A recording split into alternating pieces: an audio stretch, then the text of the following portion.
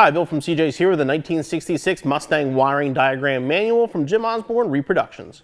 If you're restoring your 1966 Mustang using the original style wiring or have an issue with your wiring, this is an excellent guide for troubleshooting. These are the original Ford diagrams found in the service manual. They give you all your wiring diagrams, including your instrument panel, interior lights, wiper, your ignition, starting, exterior lighting, see turn signals, all your accessories, and everything. It shows you the routing of the wiring, all the connections you're going to make. It also shows you what color the wires are, making it much easier to troubleshoot.